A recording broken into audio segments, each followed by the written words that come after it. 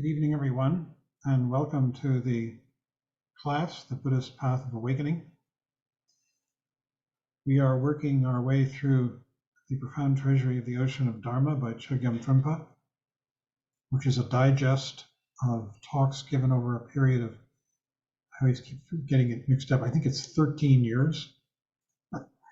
And each year he would take 150 to sometimes 250 students away for a retreat for 3 months, during which time he would present the teachings, the Hinayana teachings in the first month, the Mahayana in the second, and the Vajrayana in the third. These teachings were recorded, transcribed, and those transcriptions have been digested into these 3 volumes. We are currently on the third, the volume dealing with the Vajrayana, entitled The Tantric Path of Indestructible Wakefulness. And we are on chapter 2 tonight, and Michael is going to be doing the first part and I second. So Michael, take it away.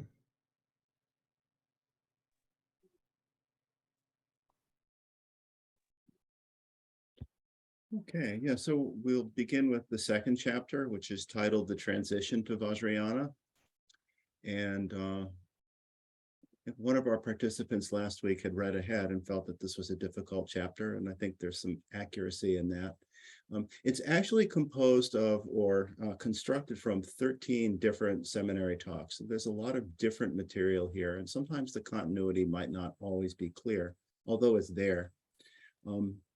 And it's, again, as really with any of these chapters, I think it's, where possible, it's good to read after a period of meditation practice, just because a lot of times what he's really working with is trying to help us recognize things in our experience that are much clearer in relation to meditation practice, although we could experience them anytime. In any case, he begins the chapter by saying that the Vajrayana path can actually present us the realization of Buddhahood.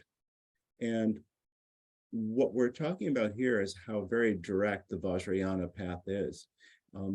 The Hinayana and Mahayana, it is said, would eventually lead to Buddhahood, but take a much longer time, lifetimes, it's said.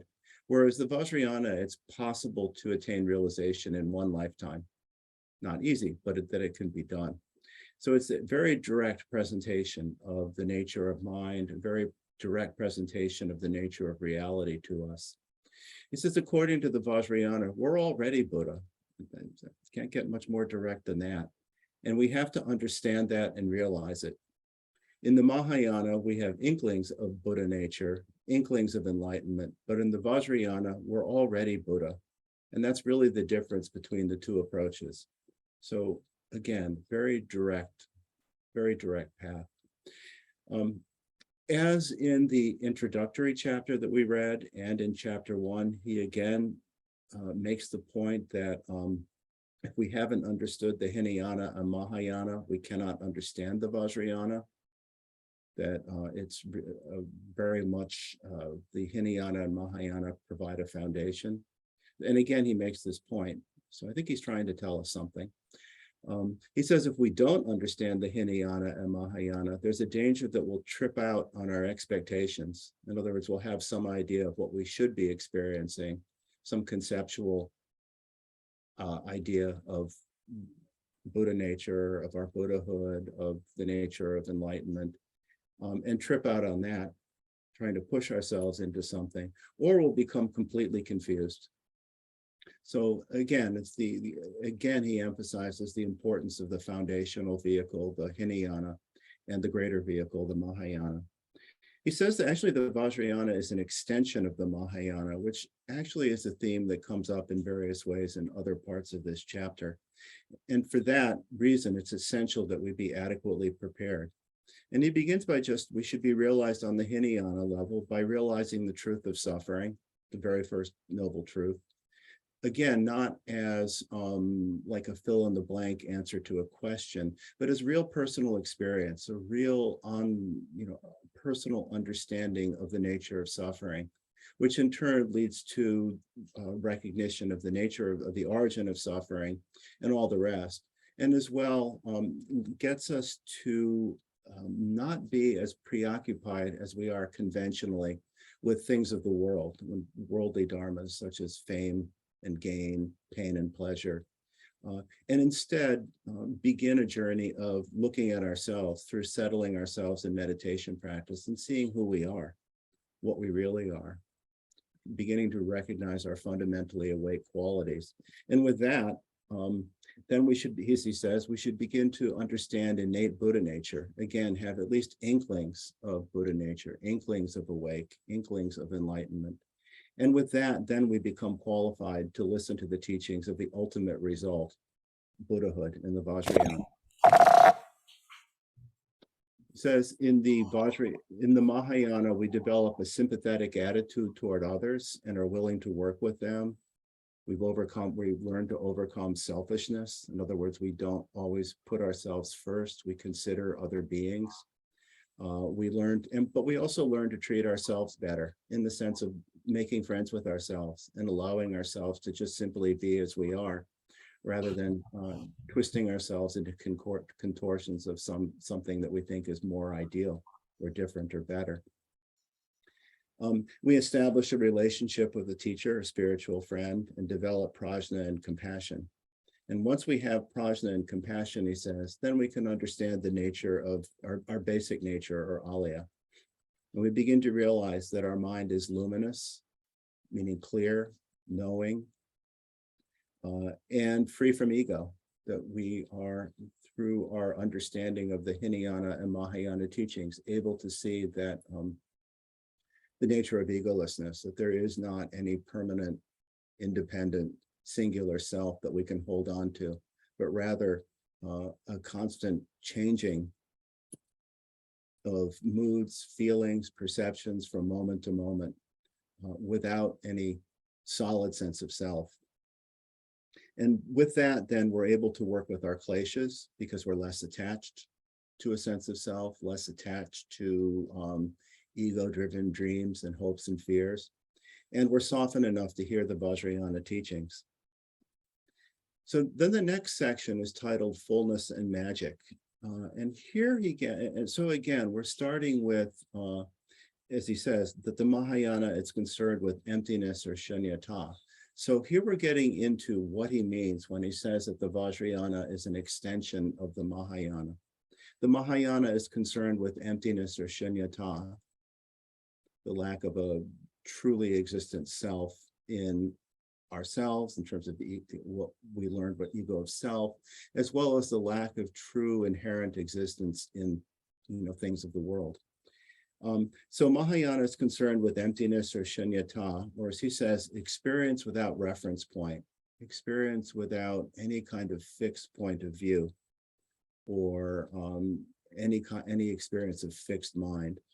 But according to Vajrayana, and this is where we begin to extend further, that non-reference point has to be workable. That non-reference point has to be an energizing situation. So the idea here, I think, is that as we open to the world, we're more receptive to messages that the world sends to us. We become more aware of the vivid and awake quality of experience.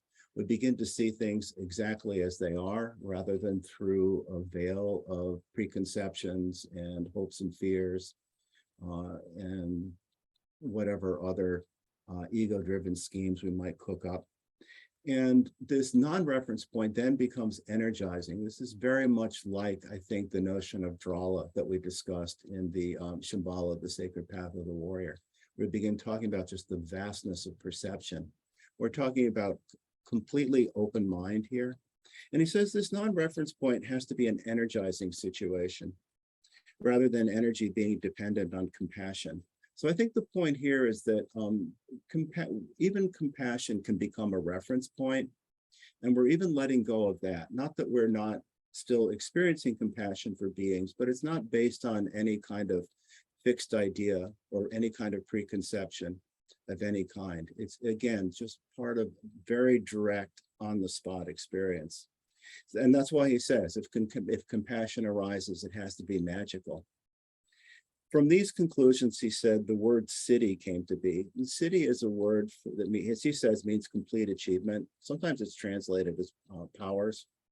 And it refers to, first of all, power over our own state of mind, as well as power to order the phenomenal world in the way we'd like to see it.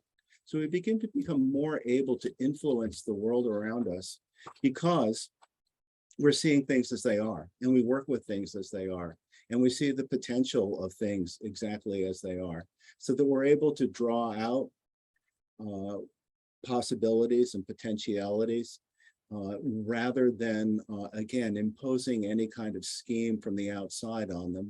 We're able to bring out what's already there, but perhaps unrecognized, just as a good part of the Vajrayana is coming to recognize our own awake nature. We become increasingly able to recognize and perhaps even draw out the awake nature in the things around us, the vivid nature in the things around us.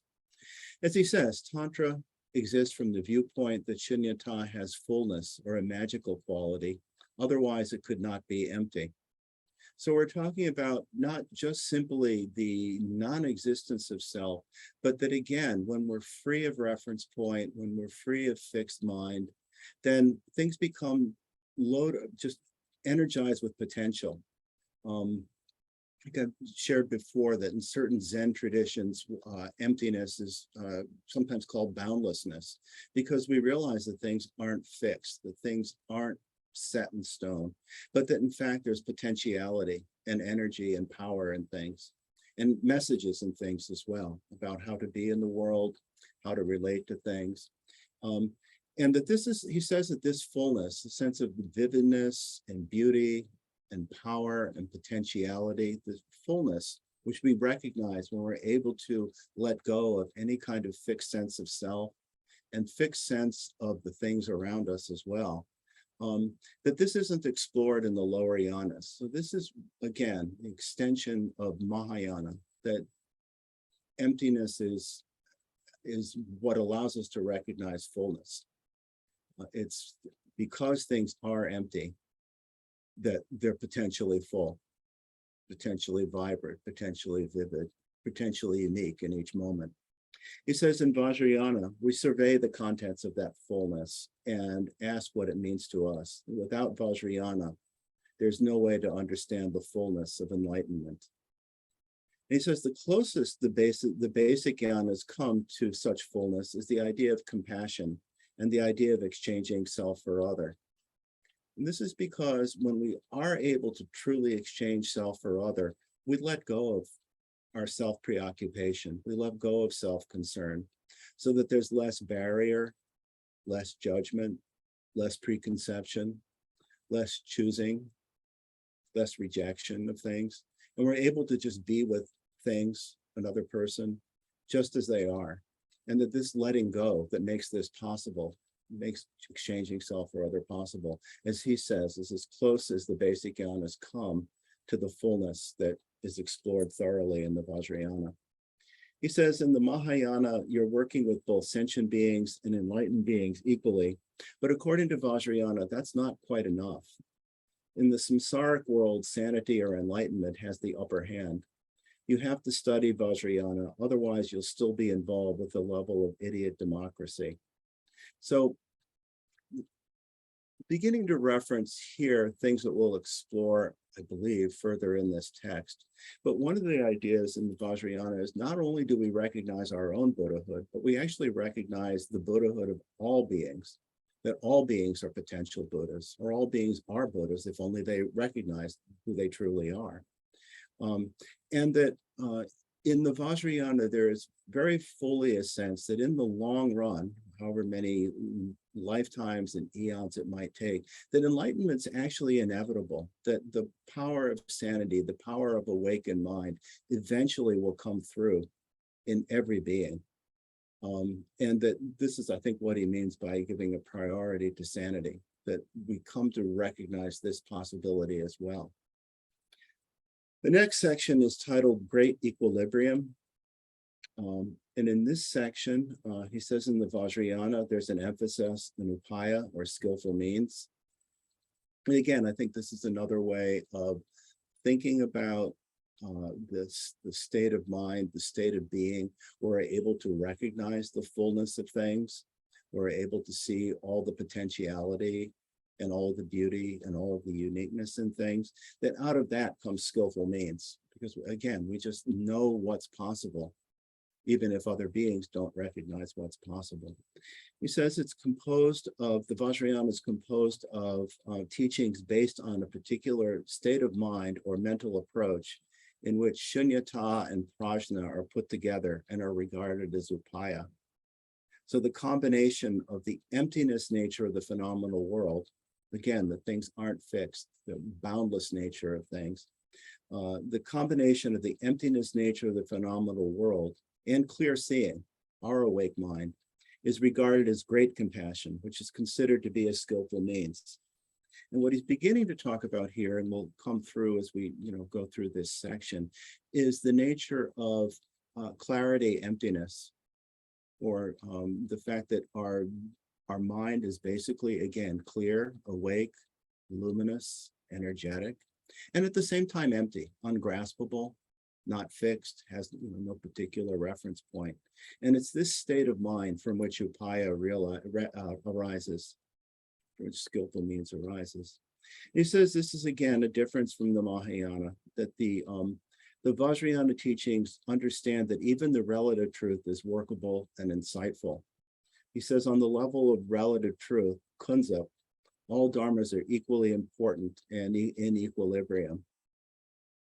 So again, we did talk about kunzap a little bit back in when we studied the Mahayana text, but again, it's the idea of relative truth. All of the things that come to exist because of causes and conditions, our being in our bodies, other beings, all of the things that we experience come together because of causes and conditions. And on the level of the Vajrayana, these are seen as important and workable and equilibrium, that kunzap is not regarded as a pick and choose, but everything is regarded as the real world. In other words, that we're, he says that this brings about a comprehensive evenness, that everything is seen as equal in terms of sense perceptions, that what we're perceiving is never regarded as being on a higher or lower level, that everything is on just the basic phenomenal level that takes place constantly. So I think there are maybe two ways to think about what he's talking about here. One is in regard to the wisdom of equanimity, which we'll explore later in this text, connected with the Buddha families. But the basic idea is that each thing we experience can be appreciated and experienced on its own terms. That most often what we do from a conventional point of view is compare and contrast and judge based on that, and judge based on past experience. But if we experience things with equanimity, we can actually see things just as they are on their own merits, without any kind of judging or evaluating, without higher, or, as he says, without a higher or lower level, that we just see things on their own terms, just as they are, without the normal conceptual mind kind of comparing, contrasting, defining, and labeling, and making judgments. And the other is, and this again goes back to the notion of, the experience, I should say, of clarity, emptiness, is that all things we experience and all our experience fundamentally is characterized by the experience of clarity and emptiness in union. This is when we reach it's about 600 pages away. I looked it up. About 600 pages away, we'll be talking about the notion of one taste, which is connected with Mahamudra. But this is the idea that all things we experience fundamentally, in their fundamental nature, are the nature of clarity, emptiness. So that's another way of understanding this notion of equilibrium or evenness. But again, I think the most fundamental thing is just appreciating things just as they are, without reference point, and in particular without the reference points of compare and contrast, just seeing things exactly as they are. He says the nature of Vajrayana is to see this quality of evenness, It's also the nature of Vajrayana to relate much more with the phenomenal world and with the absolute truth or dundam as a byproduct of that. So relating much more with, I'd say in the Vajrayana, nothing is rejected as unworkable.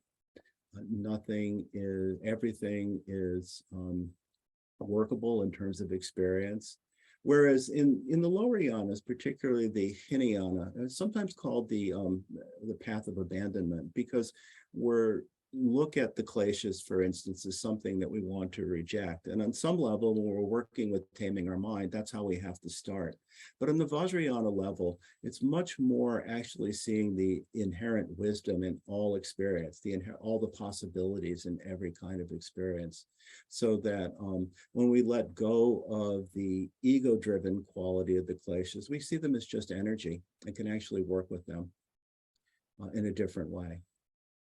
In any case, in the Mahayana, he says absolute truth is regarded as higher, so that we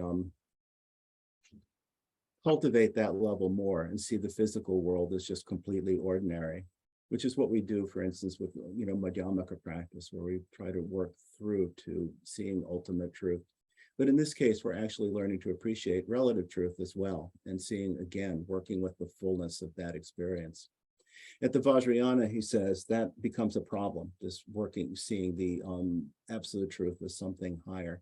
Instead, we develop an understanding of the ordinary world and how that happens.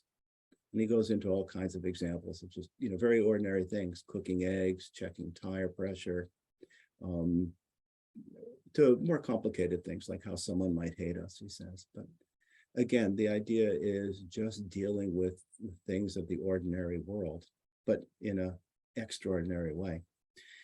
The next section is titled the Vajrayana Delta, where he says that the Vajrayana is like a river delta, the place where the rivers meet the ocean. And this connects very much with, in the Mahayana, the prajna is considered the ocean, and all the paramitas flow into the ocean of prajna. But here we have an even greater ocean, you could say, although it's prajna that allows us to experience it. But he says we have to appreciate all the little brooks that feed into the rivers, that feed into the river delta, and that without, for instance, the Hinayana discipline, there would be no continuity. And again, what we're talking about here is the continuity of awareness, the continuity of the recognition of our Buddha mind. He says the Vajrayana is indestructible because we can't drain the ocean. It's the truth of all truths with no reference point of falsity, truth spelled out in the ultimate level, which is actually very simple. It's just being awake in the moment. Again, that experience of clarity, and at the same time recognizing emptiness. It's one big truth, big like the sky, even on the relative level. And he says all of the relative viewpoints we experience are like the metaphor of the blind man trying to describe an elephant, where each has a different part. And so they label it in a different way. And each little piece is true, although it's not the whole truth. But the idea is, again, that there's something to be appreciated on the level and something to work with on the level of relative truth, as well as absolute truth. He says we might come to Tantra with doubts about whether there's a real connection between our projections and reality, which is actually a very good question to ask ourselves. That doubt may go all the way back to our understanding of the Four Noble Truths. But he says when you have no doubts, that's the truth, which I guess is when we have our experiences of clarity and awake and prajna. And when we have doubt, that's also the truth. But either way, doubt is fertile ground. Because fundamentally, there is only one truth, although its expressions might be different. And again, like the metaphor of the blind man with the elephant, he describes different attributes of the sun, that we might describe it as hot or bright, that it dispels darkness. But in the end, it's still all one sun. He says sometimes we become too clever around the relative aspects of truth, but no matter how many holes we dig, we'll always find the same root, which again brings us just back to the simplicity that we experience in meditation, when we just simply can be present and wake up. And what we come to recognize then, we might experience in different ways and might give different labels to. We might recognize something about suffering. We might recognize something about impermanence or egolessness or emptiness or clarity, emptiness. But whatever it is, it's all in the end one big truth. He says the truth is very interesting. It can be painful and dictatorial because we can't manipulate the truth. When we're relaxed, we're relaxed. When we're hurt, we're hurt. We can't hold an election on our truth. We cannot change truth. It goes down to saying it's one single syllable, one word could be painful or delightful, which I think is alluding to the notion of seed syllable, which is again something that we'll be talking about later in this text. He says people are afraid of the truth often, so they come up with all kinds of techniques and tricks and try to find the truth in many different ways. And talks about all the ways in which we become more sophisticated as a society, over the course of history, but we're still trying to do the same thing. We're still trying to find the truth in indirect ways. He says we've been trying to avoid the direct truth for such a long time. And he says he's not scolding us, but it's ironic how we've been able to cheat ourselves in spite of our sophistication.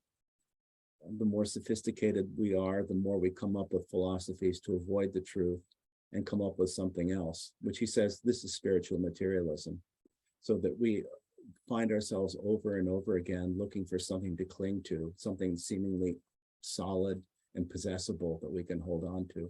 Whereas the truth is that we need to disown, let go. He says traditions based on spiritual materialism may be like the Great Lakes, but not the ocean.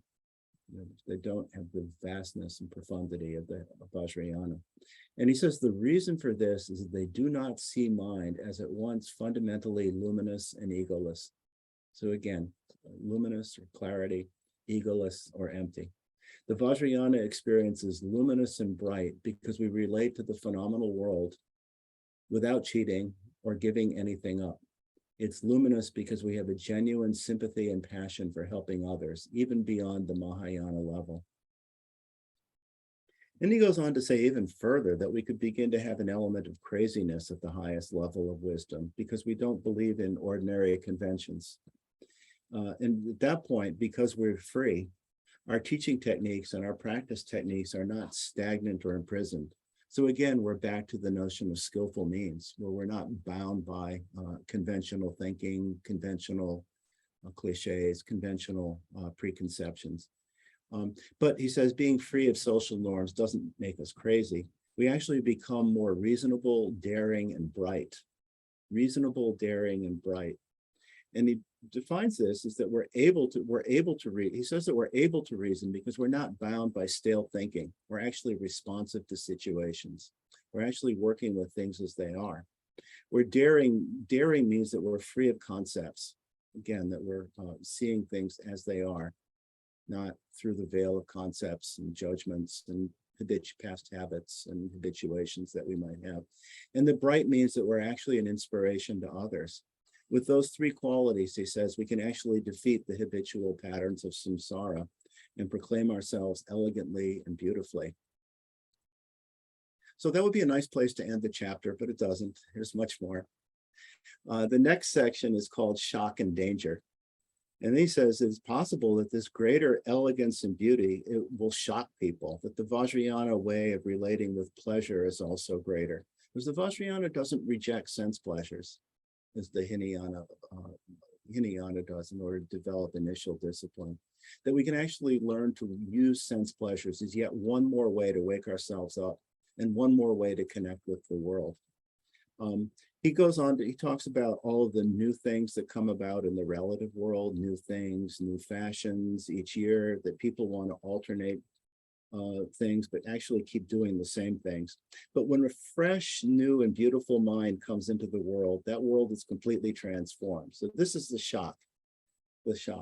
Again, and I think it goes right back to how the previous section ended, that a person who is realized on the Vajrayana level is reasonable, daring, and bright. So when a new, fresh, and beautiful mind comes into the world, that world is completely transformed. It becomes a possibility to see things in a completely new way.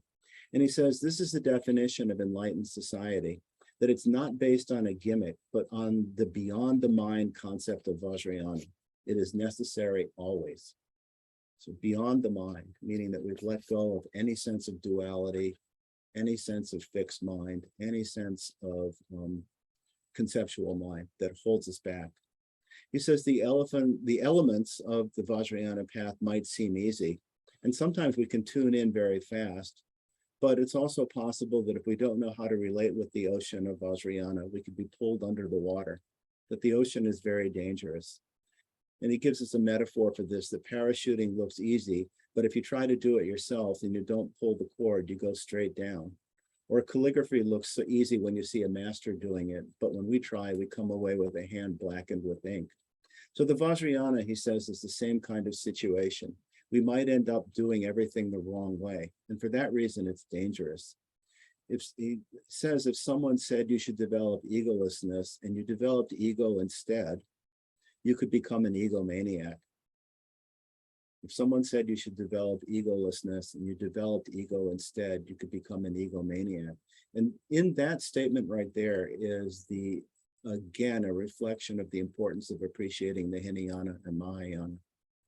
He says, if we were told to express emotions and develop compassion, and we misunderstand that instruction, you might think that expressing your hatred was the same as expressing your love, and you might decide to massacre a few people. Again, a complete misinterpretation of what it means to work with the kleshas. If you heard at the advanced level of Vajrayana, there's no need to meditate, you might take that literally and just hang around with no awareness and mindfulness. And yet at the same time, again, we'll come to this in 600 pages or so. At some point, they do talk about non-meditation. But again, it's based on a tremendous foundation of discipline and awareness, and eventually dissolving any conceptual barrier we might have between the practice of meditation and the rest of our lives, so that there's not a concept of meditation. There's just the continuity of experience of awakened mind. He says these kinds of misunderstandings could be very dangerous. So it's important what we've learned about the Vajrayana, to relate what we've learned about the Vajrayana to the Mahayana and Hinayana. It's necessary to continue the disciplines of Hinayana and Mahayana. And so with that, turn it over to John.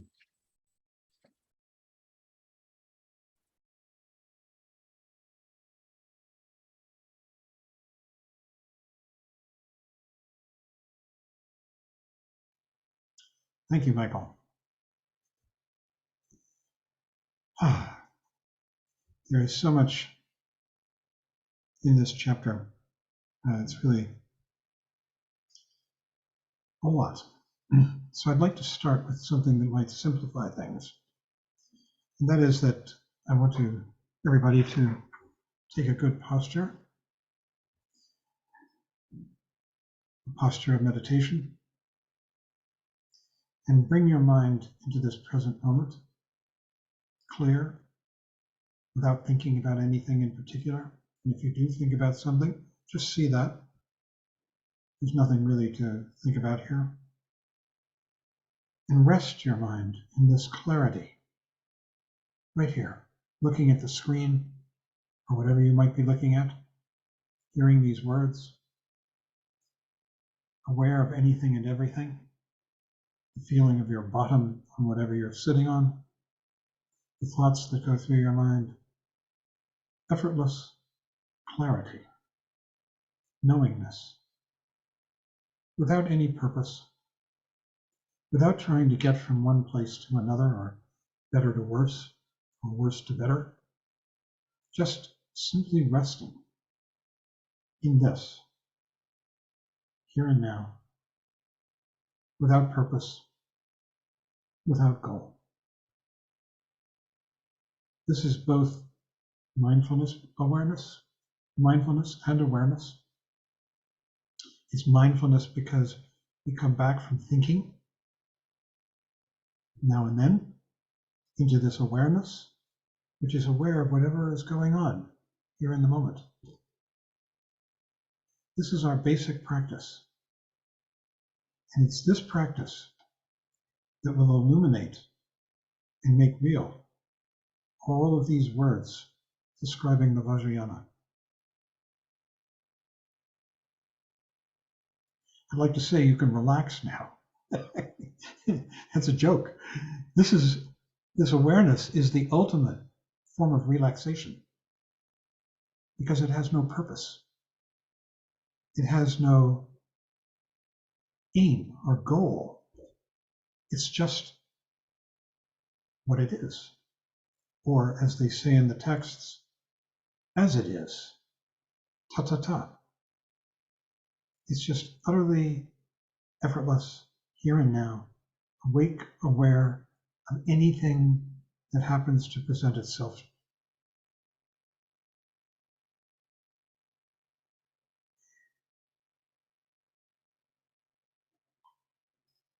This is really the foundation of the Vajrayana. You see, Michael said it earlier, Vajrayana is really about the fact that we are already there. We're Buddha. We just deny it. How do we deny it? By feeling that we have to do something to make ourselves better, to improve ourselves. This is what is called the causal path. If you do this, then you get that. If there's something wrong with me, I need to improve it, I need to correct it, and then I'll be better. And what the path, what these teachings are saying, especially the Vajrayana, is that attitude that there is something wrong with me fundamentally that I need to correct is the problem. It distracts us, it takes us away from our true nature into dreams of self-improvement or improvement of the world. And what these teachings are saying, especially the Vajrayana, more and more loudly in the Vajrayana, is that we are already Buddha, awake. It is our fundamental nature. And we are denying it all the time by feeling that there's something wrong with me. And that what this path is about coming into more and more realizing that this world right now is it. It is the end. We're just not seeing it. We're not seeing it clearly at all because we're so distracted. And so these teachings are going to point out the aspects of this real world to us, to try and draw us like a magnet to it. They're going to talk about the magical and all kinds of vivid qualities of this world, the real world, in an attempt to get us to switch our orientation from the suffering of I, me and my problems, me and my goals, me and my unhappiness, me and my dissatisfaction, me and my hope, from that to appreciating this world as it is arising right now, the only time we ever have, in all its vividness and beauty. And one of the ways they're going to get us to try and get us to do this is by describing this world as it arises right now in terms of, as Michael was talking about, emptiness and fullness, magic, and a lot of other things. All the different aspects of how this world is arising in the present moment. I'd like to go back to the notion of emptiness and of fullness. This is very fundamental. And Michael and I have been talking, I think we're going to go back and once again take a digression away from volume 3 and go into some essays that appeared in Trungpa Rinpoche's first book published in the United States, Cutting Through Spiritual Materialism. Because in there are some really wonderful things, including an essay on Shunyata that many people think is one of the best short presentations of emptiness, Shunyata. in the language, in the literature, including Judith Simmer Brown as an authority. She's the head of the Buddhist Studies program at Naropa. And she once told me she felt it was the best short explanation of Shunyata in print. So we're going to be taking a look at that. Perhaps the chapter on Tantra, and definitely the chapters on spiritual materialism, probably about 2 or 3 weeks. It's much shorter than what we did with Shambhala, the Sacred Path of the Warrior. And then we'll be coming back. But I think it's very important that people have a better understanding of what Shunyata means. I'm going to talk about it today in very simple, broad terms. Because fundamentally, as Michael pointed out, what Shunyata is about is seeing this world, our immediate experience, stripped of concept, stripped of the concepts, especially of judgment, of good and bad, hope and fear, better or worse, stripped even of the idea of thingness, of concretization of things, that they actually have some kind of true ongoing existence, that this glass has an ongoing existence, instead of it just being an experience that I'm holding it in the moment. Shunyata is about that momentariness of reality, that it's only this that is fundamentally real. Everything else is a fiction that we glom onto our experience as it arises in the present moment. So Shunyata is about freedom from these conceptual stories that we tell about me and who I am, and about the world out there and what it is. And it's beginning to become free of those stories, those concepts, those labels, those judgments. And in that freedom, in seeing the world stripped that way, naked that way, you might say, free, however you want to put it, free of concept, it is much more vivid.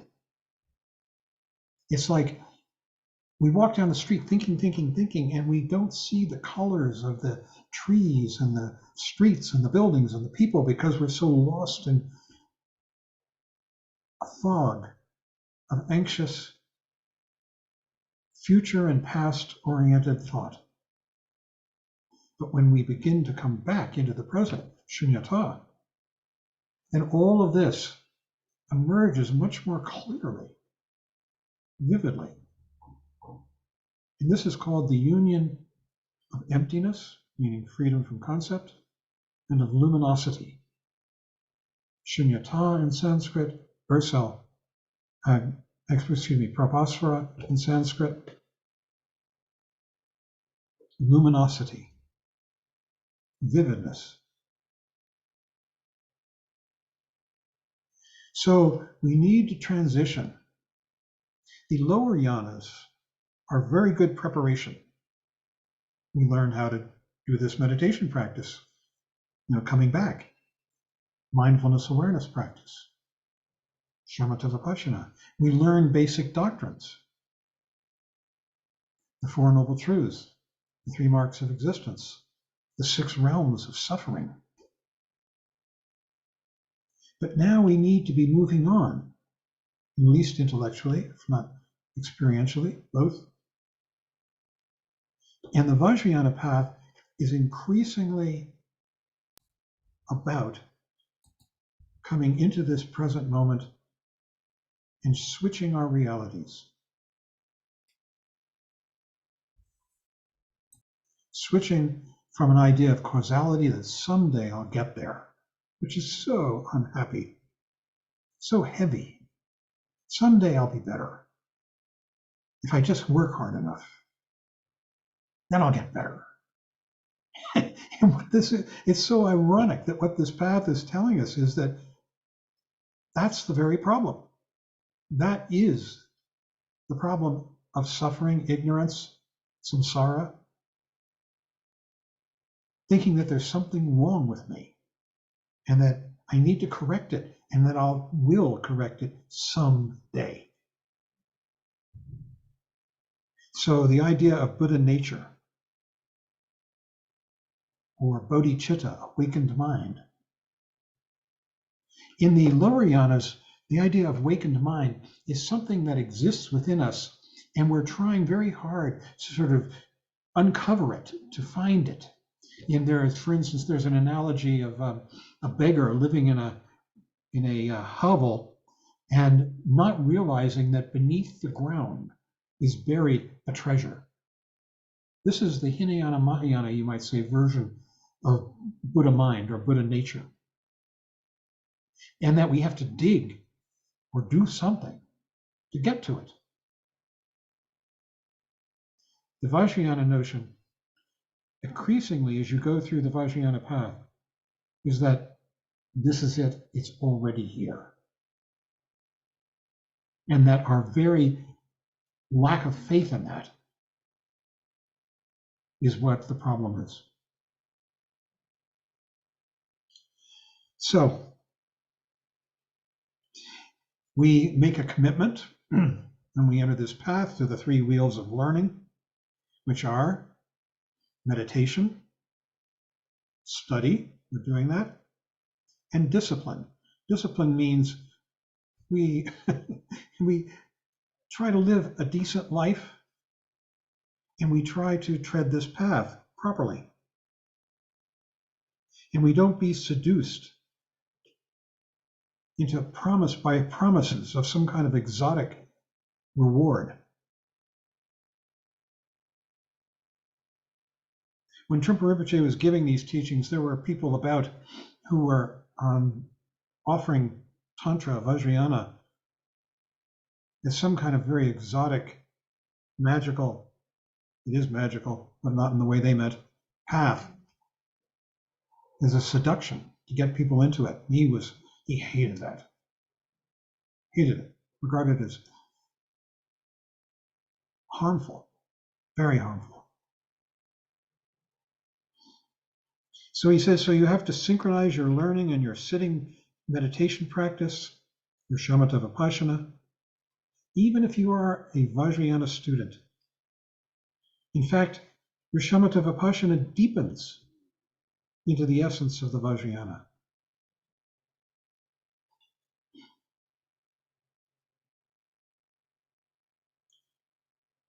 He says, in order to move from the Mahayana to the Vajrayana, Hinayana Mahayana to the Vajrayana, you don't need to have fully realized enlightened mind.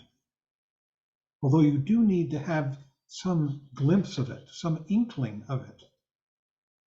The vividness, the beauty, we've all experienced it. It comes to us in time, in moments, in flashes, or more, depending on the individual. Because that shows you that it's already here. And that what we're doing is we're uncovering. We're changing our allegiance to this. And he says, so it is possible for a person on the path of accumulation, that means the very first of the 5 paths, that's a different scheme for organizing one's progress.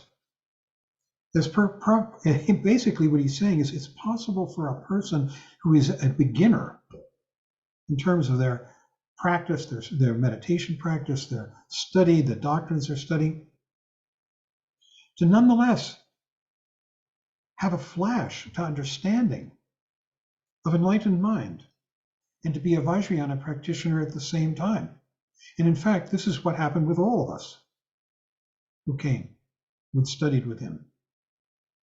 We were basically still in the very early stages of the path, but he gave us these teachings and we became Vajrayana practitioners with an inkling, with some understanding of what that meant.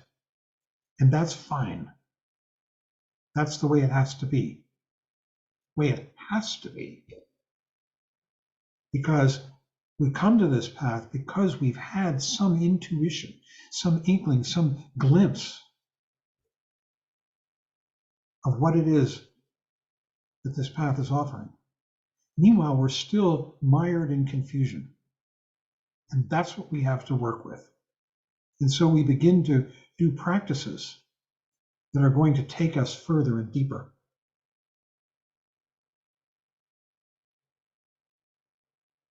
Then he tells this story. He says, don't waste time.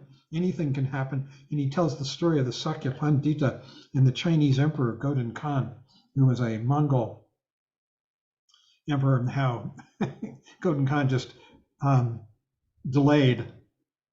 He had gotten the message, but he delayed entering the path until it was too late. And the Sakya Pandita just wasn't there to teach him. The Tibetans had a long relationship with the Mongols. The Mongols took over China. The traditional date is 1189. They established the Yuan dynasty. And the Tibetans sent teachers up. The first one was the Sakya Pandita, the head of the Sakya sect, to convert the Mongols into Buddhism. And they developed this patron-priest relationship where basically the Mongols said, look, you obey what we say, and we won't come in there and kill you all, but you have to give us tribute and also send us a teacher. And so actually what happened was that the Tibetan Buddhists converted the Mongols into Buddhism, and Mongolia is Buddhist today. Still whatever remains of that under Chinese communist rule. There are lots of stories about this with the different Khans and the different Buddhist teachers that are kind of interesting and fun. So he says, if you're in tune with reality, you receive constant, spontaneous guidance. Enormous powers of mental clarity can be developed, even without attaining full enlightenment. And what this is saying is that the more that we begin to come into this present moment, we begin to get messages, intuitions, odd coincidences proliferate, seeming magic, seeming odd. You just watch. The more we practice, the deeper you go into it, messages begin to come.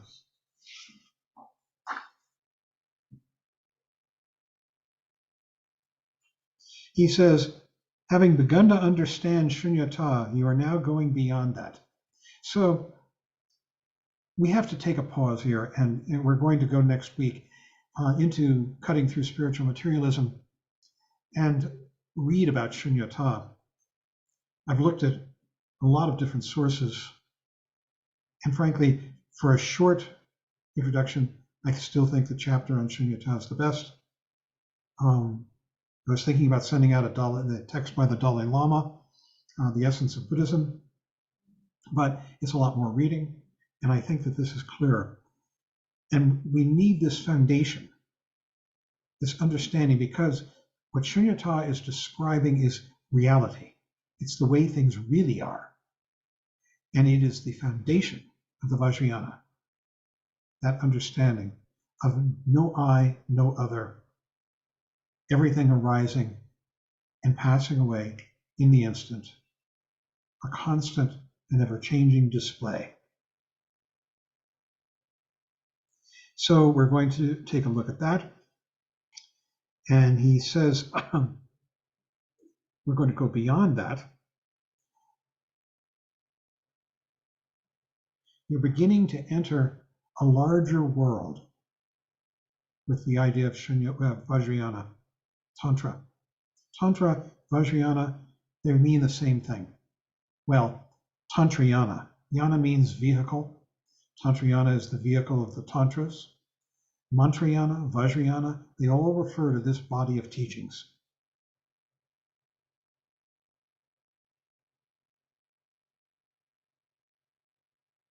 And then he talks about Vajra pride.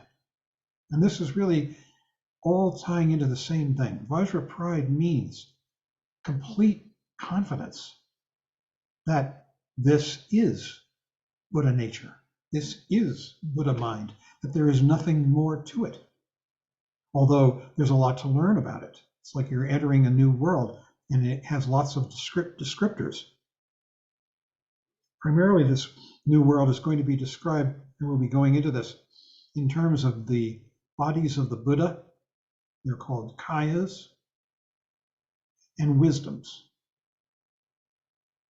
This clear, empty, luminous world arises as kayas and wisdoms, and we'll be going into that more and more.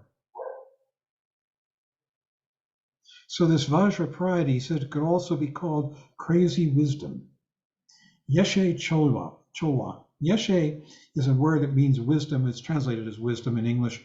It literally, means primordial. She means knowing. It means that it's knowing that has no beginning or end.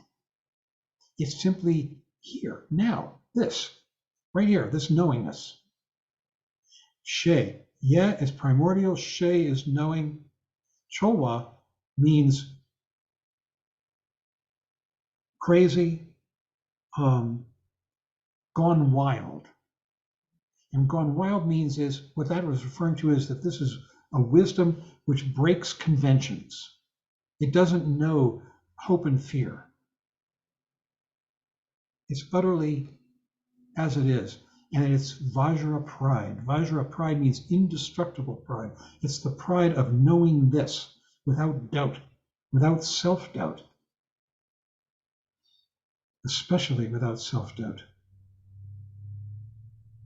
He says all kinds of ego are threatened by Tantra, personal, societal, national.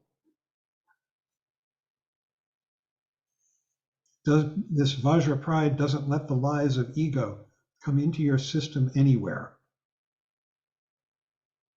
And it's necessary to have practiced the Hinayana and the Mahayana to keep you safe, because otherwise you could go nuts. You could get too crazy. But the Hinayana and the Mahayana teachings, Shamatha Vipassana, all the intellectual underpinning, will keep us sane. And then he just keeps emphasizing this over and over again, that at the beginner's level of the Vajrayana, the only way to stay on the path is through good training in the previous yanas, the Hinayana and the Mahayana. So it's not like we're moving into something better, more true. It encompasses all of them. It's dangerous to teach the Vajrayana, and one needs permission. And for your information, Michael and I both have this permission, which isn't to say it's not dangerous. We have to be careful and stay within the bounds of reasonability and genuine commitment. So then he talks about the fact that there are two styles of Vajrayana, spring and autumn, he calls them. Actually, I've never seen that teaching before, but I do understand what they mean. In the spring continuation of Tantra, you take the ground as the path. And in the autumn, you take the fruition as the path. What it means to take the ground as the path means that you are looking at what's wrong, all your confusions, all your ignorances, all your mistakes, and you want to correct those and get better. This is this causal approach to the path. And this causal approach to the path goes all the way from the Hinayana, and especially in the Hinayana into the Mahayana. It just becomes thinner. And even into the Vajrayana, it adheres all the way through the Vajrayana. It just becomes more and more subtle as we begin to become more and more convinced and committed and awake to this world as it is now. And really, it's only at the very end of the path, at Dzogchen level, great perfection, that causal element, that idea of if I do this, then I'll get that I need improvement, so I'm going to work very hard and then I'll be better. It's only at the Dzogchen level that the practitioner finally overcomes that and begins to realize this is it, and what all that means. And so Taking the ground as the path means that the ground is where we start. It's who and what we are. And we start out of that and we move forward. Taking the fruition of the path is what has been discussed here tonight. That in fact, we are Buddha. And we just are not acknowledging that, are not realizing that. And that is the problem. So we take the fruition as the path. Trungpa Rinpoche always came from that second point of view. He addressed us. He recognized that we were neurotic and confused and all that, but he treated us as though we were Buddha. And his teachings always are from that point of view. Dilgo Khyentse Rinpoche, who was probably the most revered teacher in his day, he died in the early 1990s, and was a great friend of Trungpa Rinpoche, talked about the backwards path of Ati. And what he meant by that was, Ati is another name for Dzogchen. Dzogchen is the Tibetan, Ati is the Sanskrit language. They both refer to this ultimate stage of the path, seeing this world as an enlightened world. And he talked about, Dilgo Khyentse Rinpoche basically said that Trungpa Rinpoche saw it all as an enlightened world and taught us all the beginning teachings from that point of view. And so, Dilgo Khyentse called it the backwards path of Ati. Instead of working up to Ati, you are already there, and you look at everything in that through that lens.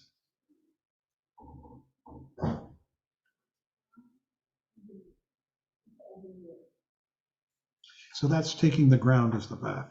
They're taking the fruition as the path.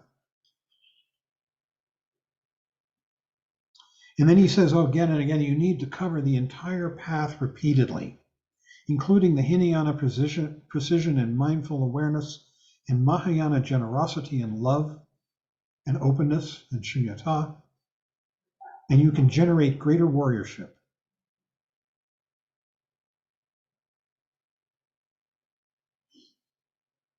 And in fact, what you will experience, what we all experience, is that we go around and around and around. So we're going through the Hinayana, the Mahayana, and now we're going into the Vajrayana. We'll do it again.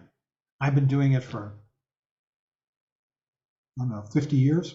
You just go around and around, and it keeps getting more and more convincing, more and more deeper and deeper. And you keep letting go more and more into it as you begin to trust it more, recognize it more, which allows you to trust it more.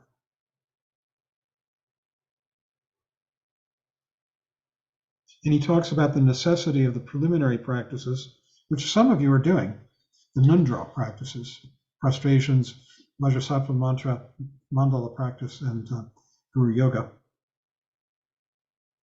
Now, these require exertion. Indeed, they do. Stillness of mind, thoroughness, and selflessness. All of that begins to be developed. So this is a natural ripening process. We're born into suffering, which is the winter. We begin to discover the spiritual path, and things begin to thaw and open up for us and spark our intuition. And that's the spring. And this is such a lonely journey. Each one of us has to experience this alone, ourselves. We do it with others who can help us, but basically, each one of us has to make our own discoveries. It's our own individual path.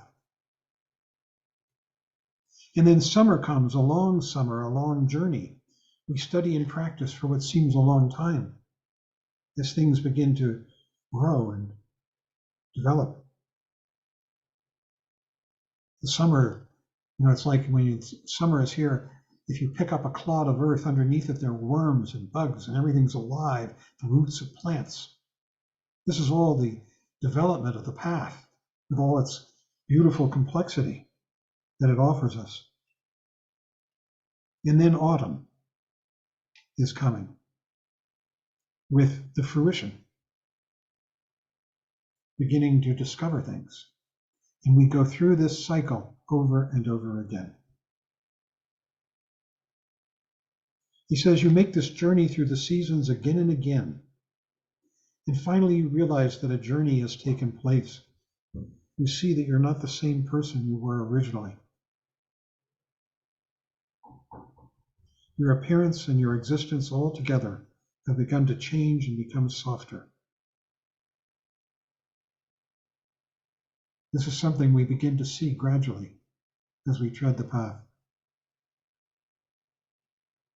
The Vajrayana path is designed to confirm your change or development as naturally as possible. It is a natural process, and at the same time, it is good. Your intentions are good and gentle.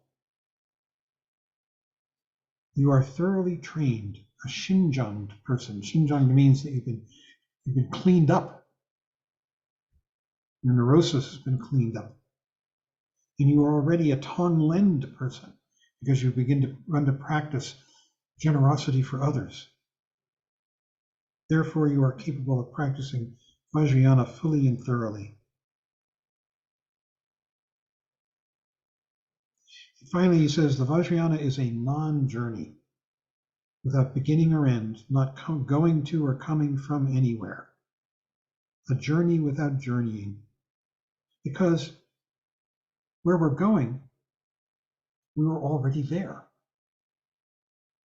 But we just thought we weren't. And that thought that we weren't was so powerful and created such suffering. That is the definition of what it means to be a samsaric being. It's thinking you're not there and that someday you will be. And so what an ironic journey we're making to fully and completely discovering that we were there all along and the only problem was that we thought we weren't. And that all that suffering inhered in that thought.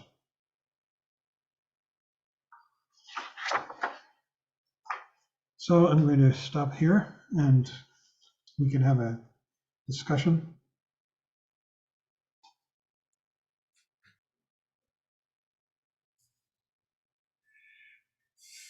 Philip, I think. Yes, thank you. So a lot of stuff here. I want to start by saying thank you, John and Michael, for all of the time and effort you have put in and you will have to put into teaching this all to us. And most of all, thank you for your willingness to do that. It's a huge thing, and that needs to be noted. So that's the first thing. The second thing, I guess, has to do with shunyata and an overarching tying together of what you both have been saying tonight. And on page 38, Chogyam Trungpa talks about this Zen proverb. First you see the mountain, then you don't see the mountain, then you see the mountain. So my question is that essentially the same thing as the Heart Sutra in this way, that we learn all this stuff in the Hinayana and the Mahayana, and we think that we understand it, and then we learn on a deeper level with the Heart Sutra that in fact we don't, that it's much more subtle than that. And so that all is undone and has to be undone in order to get to a more subtle understanding beyond that. Is that what that proverb is talking about? I don't know. Michael?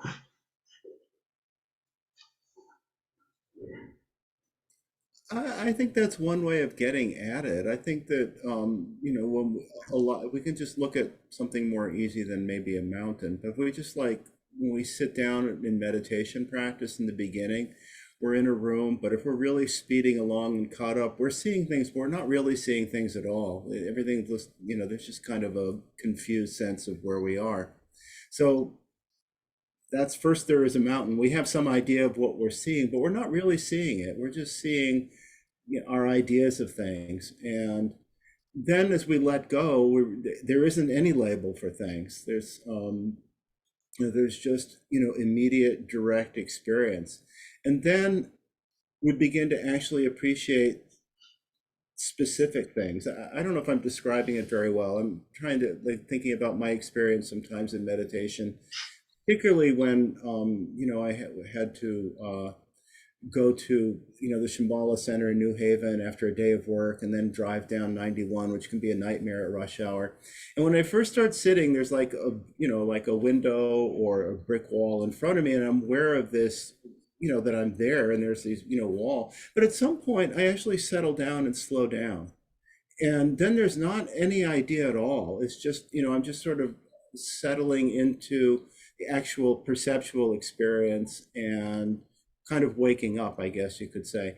And then I might start noticing things, that the bricks aren't uniform or the color isn't uniform, that there's a texture to this whole thing. So, first there is a mountain in the sense of some kind of a concept, maybe. Then there is no mountain because, everything kind of dissolves. And then you start appreciating the fullness, the vividness of this actual unique experience in the moment.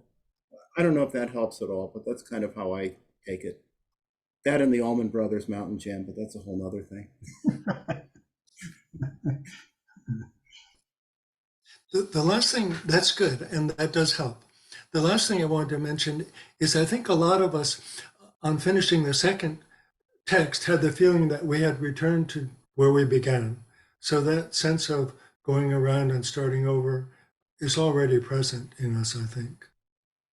Yeah, and this path is full of profound discoveries and experiences that are going to give you pleasure, wake you up, shock you, teach you something new. And these actually take place on the path. That's a promise. And it's also a promise that they will become every day. That it's just like when you were a kid and you got a new rocking horse and you were thrilled and you rode it forever. And then at some point in the future, you noticed that it was sitting collecting dust in your closet, worn. They say that in the beginning, that the path is so beautiful and seductive. But by the end, in fact, the last stage of the path, Trungpa Rinpoche taught us, beyond Ati, beyond the great perfection, which is the Vajrayana is divided in the Nyingma scheme, which he used. Now the Kagyus have 4 divisions. The Nyingmas had 6 divisions of the Vajrayana. And Ati, or Dzogchen, great perfection, is the last, it's the ultimate. But he said there's actually a stage beyond that. And it's called Old Dog. And what it means is that the practitioner at that point is totally beyond it all and is lying around like an old dog in the dirt, sort of swiping at the flies that land on its nose with its tail, couldn't be bothered. And then that's the last stage of the path. But we have this amazing journey to go through. And the Vajrayana is full of discoveries and experiences as we begin more and more to wake up. And what it means to wake up is to come back from dream, right? That's what waking up is. You come back from dreams. The dreams evaporate. The dreams fade away. And your awareness comes into reality. That's what this path is about. And this reality is described as being very beautiful, meaningful, powerful. And that's what the Vajrayana is all about. They say the Vajrayana, the Mahayana is all about absolute truth. Dundam, as Michael talked about. Absolute truth means getting free from our thoughts, our illusions, our good and bad, our web of conceptualization that enslaves us. That's what absolute truth is about discovering this world as free from that, seeing it as free from that. And then relative truth is to, having discovered that, then all of this phenomena is seen so vividly and beautifully. So the Mahayana really is the vehicle of the absolute truth, discovering absolute truth, shunyata. Shunyata is all about discovering absolute truth. And the Mahayana, the Vajrayana, is all about relative truth. Kunzup. What's the translation of kunzup that he liked? Was it outfit? You remember, Michael? All clothed or all covered. Yeah, and also outfit, like you're wearing an outfit. That was kunzup. It's this the way in which the phenomenal world arises now and expresses itself in colors and sounds and shapes and sensations. And the Vajrayana is all about kunzup, relative truth, the beauty and vividness of this phenomenal world as it arises within the understanding of absolute truth. You can't have the vividness of relative truth unless there's an understanding of absolute. So that's why we're going to focus in more on shunyata a little bit. So, John, we only have a couple minutes here. And okay, any other questions? Sorry. Meg had her hand raised. Thank you. You talk about the some point along the Vajrayana path that we have the realization that this is it, that there's not something else. And I'm wondering, in your experience, for most people, does that happen gradually, like a gradual awakening, or is it just like a sudden realization, or maybe both? Yeah, both. I mean, people have increasing glimpses of this, and more and more. Each person is different. Some have it more powerfully, some less. You know, it's a thing. And then the final realization of this, you could say, is enlightenment itself, which is called the 11th bhumi, the 11th stage. Enlightenment itself is the utter conviction, the utter realization that this is it,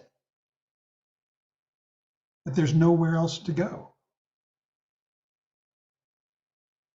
So definitely there are increasing glimpses of that all along the path.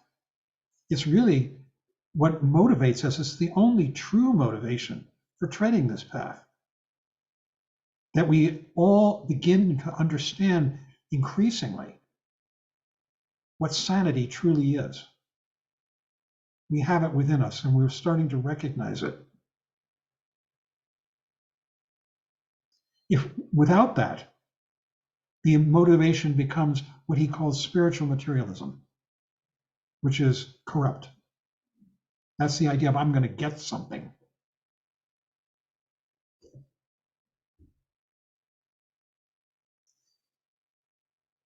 Thank you. That was a great question. Terrific. More than a question. I think it was a statement.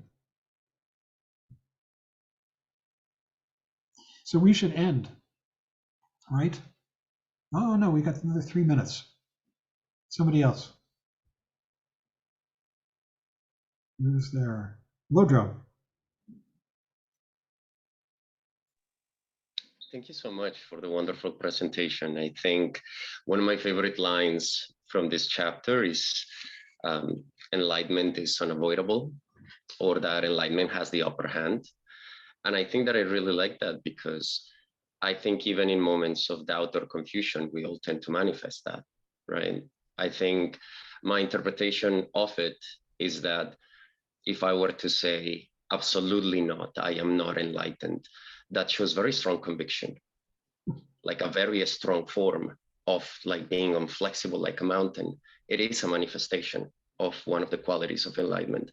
And if I were to say, I don't know about that, maybe that is a quality of openness, being so open and so receptive to receiving some of the teachings. So even in our moments, in those manifestations of so-called confusion or doubt, enlightenment is still shining through, almost like through a veil. and the particular teaching of enlightenment has the upper hand. It's something I carry very close, because even in my moments even in moments of self-deprecation or doubt, I just come back to that. Oh, I wonder what this is manifesting underneath. And I think it's very powerful and very inspirational. Thank you. In the Dzogchen teachings, you say that all sentient beings, from the highest to the lowest, including fleas and microbes, anything that has life, is moving inexorably to enlightenment itself, one way or the other, through multiple lives.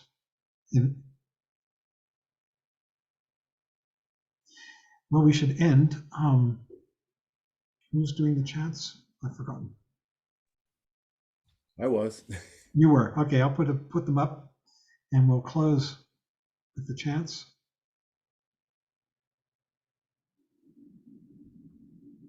I'm going to mute all.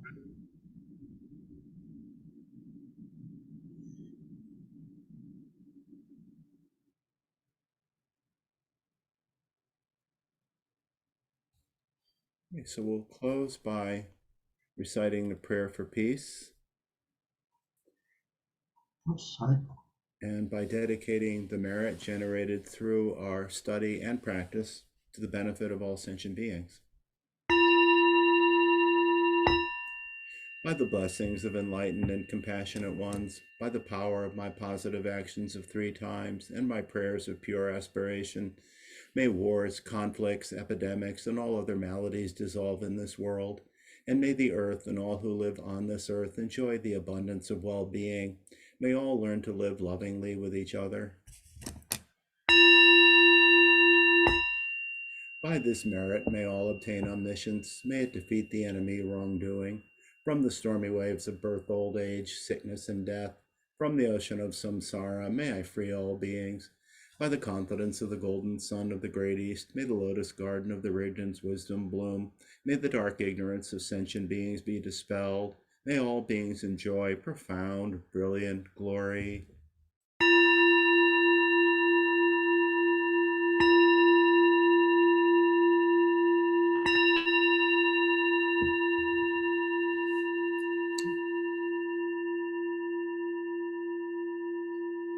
Thank you, everyone. Thank you so much, everyone. Thank Have a great night. you. Thank you. Great. Thank you, John and Michael. Thanks, everybody. Great job. Thank See you. you tomorrow. Bye. Thank you. Thanks, See you everybody. tomorrow. Bye. Good night, all. Bye. Thank you.